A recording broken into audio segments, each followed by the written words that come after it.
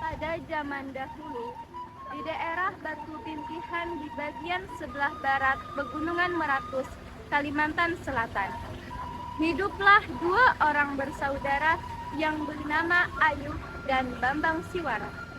Mereka berasal dari alam Patilarahan yang diutus oleh Ning Bahatara untuk menjalani hidup mereka sebagai manusia biasa di dunia.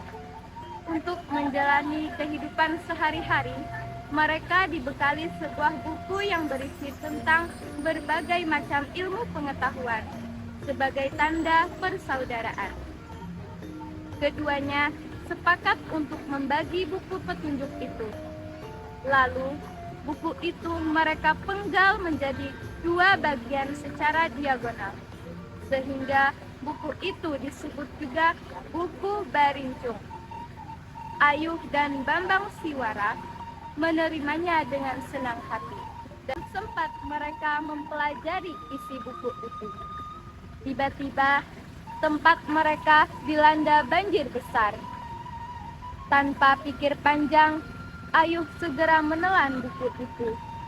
Ia sangat khawatir buku itu rusak terendam banjir. "Ah, buku ini sudah aman di dalam perutku," kata Ayuh dalam hati dengan senangnya. Lain halnya dengan Bambang Siwara, ia segera membaca bagian isi buku yang diterimanya. Ia pun mendapat beberapa petunjuk dari hasil bacaannya.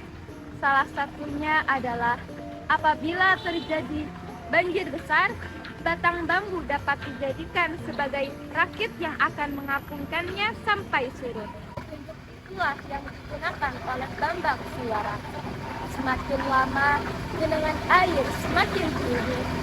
Bambang Siwara pun segera mengajak saudaranya untuk menebang beberapa pohon bambu untuk dibuat rakit. "Hai saudaraku, ayo bantu saya menebang bambu," ajak Bambang Siwara. "Untuk apa?" tanya Ayuh dengan santainya. "Saya baru saja mendapat petunjuk dari buku itu. Jika kita ingin selamat dari banjir, sebaiknya kita membuat rakit dari bambu," jelas Bambang Siwara. Ayuh tidak menghiraukan ajakan saudaranya itu, justru ia menjawab, "Sebentar lagi air akan surut. Jikapun air semakin bertambah, kita lari naik ke puncak bukit yang tertinggi. Di sana kita pasti aman. Pada kita terus berlari ke sana kemari menghindari genangan air, lebih baik kita segera membuat alat pengampung.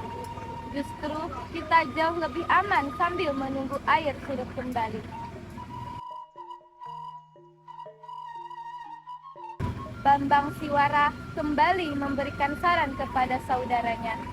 Namun, saran itu tidak ditanggapi oleh Ayuh. Melihat tidak ada tanggapan, Bambang Siwara segera menebang rumpun bambu yang banyak terdapat di sekitarnya. Batang demi batang ia satukan, lalu diikatnya dengan bilah rotan. Akhirnya, jadilah sebuah rakit bambu yang juga disebut sebagai lanting. Lupa pula, Bambang Siwara mengisi rakit bambunya dengan berbagai macam bekal. Arus air kian bertambah deras. Rakit bambu buatan Bambang Siwara mulai dihanyutkan oleh arus tersebut. Sementara Ayuh yang sejak tadi hanya tidur menunggu genangan air surut. Tidak menyangka jika justru genangan air bertambah tinggi, maka dengan sekuat tenaga Ayuh berenang mengejar Bambang Siwara yang sudah berada di atas rakitnya. "Tolong, tolong, tolong aku saudaraku!" teriak Ayuh meminta tolong. Bambang Siwara berusaha untuk menolong saudaranya. Ia melemparkan sebilah rotan ke arah Ayuh. Namun, Ayuh tidak berhasil menangkap ujung bilah rotan itu. Sementara rakit Bambang Siwara kian hanyut terbawa arus, sehingga kedua bersaudara itu semakin berjauhan. Akhirnya, Mereka pun berpisah dan tidak pernah bertemu lagi. Setelah peristiwa tersebut, Ayuh diberitakan menjadi penghuni bukit-bukit di kiri kanan jajaran pegunungan Merakut. Ia kemudian dikenal sebagai Datuk Ayuh. Ia berkelana di hutan belantara. Wujudnya jarang terlihat karena banyak terlindung semak dan belukar. Oleh karena itu, masyarakat di sekitarnya memberinya gelar Datuk Payungkun, yang berarti tokoh yang tersembunyi. Walaupun demikian, kadang-kadang suaranya terdengar sangat nyaring dan lantang. Suara itu kadang-kadang muncul di tengah ladang ketika ia mengusir burung pipit dan burung lainnya. Kadang-kadang juga suaranya terdengar lewat celah gunung ketika ia sedang bersukaria. Menurut cerita, seluruh generasinya kemudian disebut orang bukit. Mereka penghuni daerah perbukitan. Turunan Ayuh kemudian dikenal sebagai orang Pahuluan karena mereka tinggal di daerah hulu sungai yang ada di Kalimantan. Mata pencaharian pokok mereka adalah bertani dengan sistem berhuma ladang dan sebagian bersawah tegas hujan. Sementara itu, Bambang Siwara hanyut bersama arus menuju arah selatan Kalimantan yang kemudian melahirkan generasi orang Banjar Kuala. Mata pencaharian pokok mereka sebagian besar berdagang. Mata pencaharian ini merupakan warisan Bambang Siwara. Sedangkan orang Pahuluan sendiri disebut Dangsanak oleh generasi Bambang Siwara.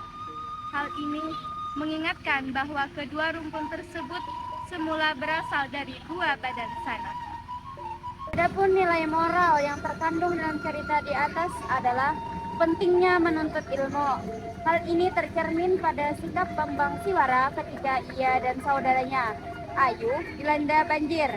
Ia segera membaca buku yang menjadi bagiannya untuk mencari petunjuk atau ilmu. Lain halnya Ayuh yang langsung menelan buku yang menjadi bagiannya, sehingga ia tidak mendapatkan pengetahuan apa-apa. Oleh karena itu, ilmu pengetahuan memiliki keutamaan bagi kehidupan manusia.